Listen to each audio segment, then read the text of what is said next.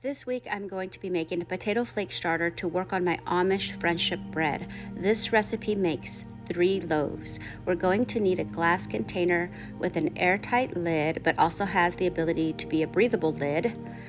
And we're going to need 1 package of active dry yeast, 1/4 of a cup of regular granulated sugar, 3 tablespoons of potato flakes, and 1 cup of hot tap water. You're just going to mix this in your glass container, stir it up, remove the plastic rim so that your lid is breathable on day 1, and we're just going to set this out on the counter all day. This is just going to sit in the glass container. Day 2 and 3, it's going to go in the fridge. This is day 3. We take it out of the fridge. You can see that the starter has separated. We're going to feed it with 1/4 of a cup of granulated sugar, 3 tablespoons of dried potato flakes, and 1 cup of hot tap water. And we're going to stir this and again let it sit on the counter all day on day 3. Then it'll go back in the fridge for day 4 and 5. So here it is on the counter on day 3. Now it's becoming more active. You can see the movement inside of the glass container. This is what you want to see. Kind of looks like a little lava lamp.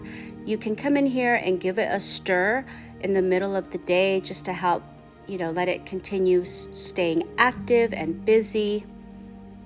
So you'll see bubbles forming. By this time on day 3, it'll start to smell a little hoppy. It'll smell a little bit like maybe wine or beer. It'll have a good scent to it, and you'll know that it's starting to work. You can keep it in a warm area, maybe by the sunshine or somewhere where it's nice and warm, where it can continue to ferment. It goes back in the fridge for day 4 and day 5. On day 6, I'm going to take it out onto the counter, let it come to room temperature. It's going to start to become active once it reaches room temperature, and you can see its movement again. It's going to start to behave like a lava lamp and start doing little flips. It's fun to watch. You know at this point that it's alive and healthy, and we do want to feed it again on day 6 with the same ingredients. It's going to be 1/4 of a cup of granulated sugar, 3 tablespoons of potato flakes, and 1 cup of hot tap water. You're going to let it sit on the counter on day 6. Let it become active for about 5 or 6 hours.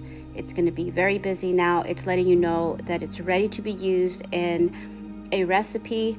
It is very active and very strong, and we're going to get ready to bake with it at the end of day 6. You can see how strong the starter is becoming, and this should let you know that it's ready to be used.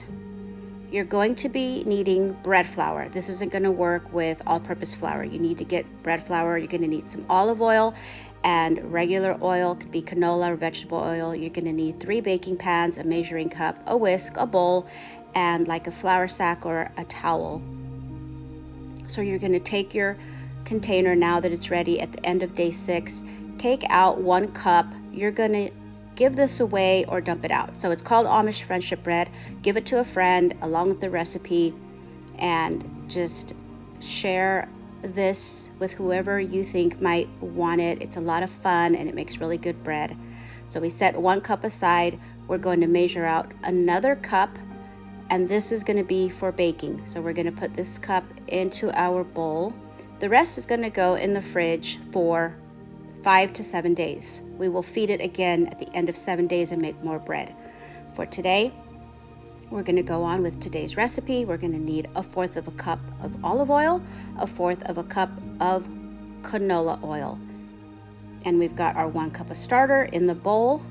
We're going to add 1/4 cup of sugar, 1.5 cups of hot tap water, a tablespoon of regular fine salt, and then we're going to add the 1/2 cup of oil, which is 1/4 olive, 1/4 canola.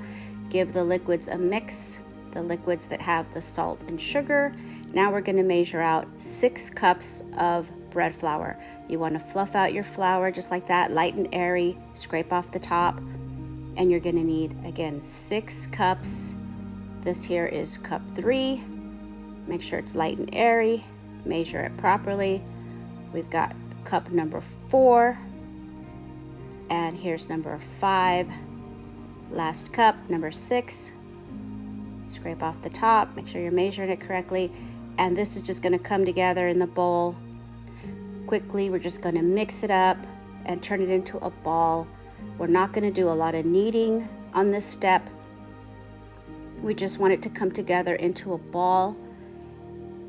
And once I whisk it here for a little bit, I'm going to go ahead and get my hands in there. I just want to make sure everything comes together and mixes. And then I'm going to go ahead and go in with my hands. Again, I'm not going to knead it for very long or anything like that. I just want to form a ball. Make sure you get all of the extra pieces or bits of flour that are on the edges of the bowl. Bring your ball together. No need to work on it for too long. You just want to form it into a ball. And it is going to sit on the counter for about 10 to 12 hours. So we're going to cover it with the flour sack.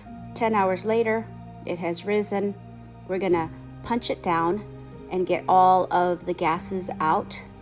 Bring it onto the counter. It's a little bit sticky, not too sticky, but put some flour down.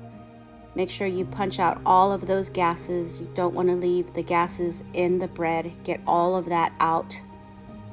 Form it into a larger loaf, and then we're going to divide it up into 3 smaller loaves. And you can guess here if you want to, or you can get out a scale and weigh it.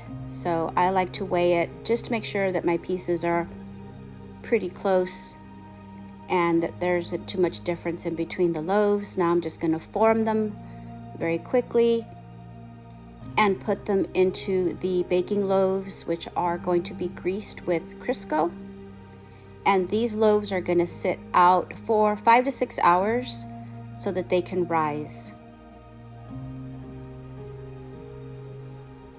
So once these are formed, you don't have to do anything else to them. You don't have to score them or put anything else on them. You can if you want to, but I just form them and put them into the greased loaf pans.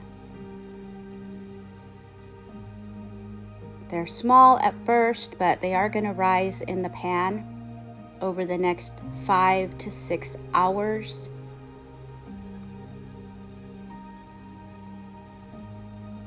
And just cover them once again with your kitchen towel or flour sack.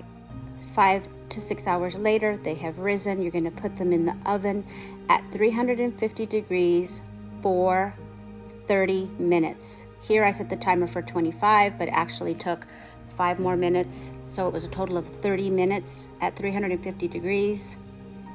They come out, the house smells amazing. You can tell that they're done by the way that the house smells, and you'll see a light golden color on these loaves. You could take them out soon after you take them out of the oven. Just make sure that you wear your hot gloves so you don't get burned, and just let them cool. Don't cut into them until they have cooled completely, because the steam inside of the loaves is still working through the bread and making it nice and fluffy. So don't cut into it too early. Make sure that it has cooled. You can toast the slices once you cut into them and add your butter. Here I'm gathering some of the items to give away to my friends: a starter, loaf of bread, some potato flakes. I'm going to package these up and give them away to some of my friends. Remember, this is Amish friendship bread. Try to share this recipe with your besties and enjoy.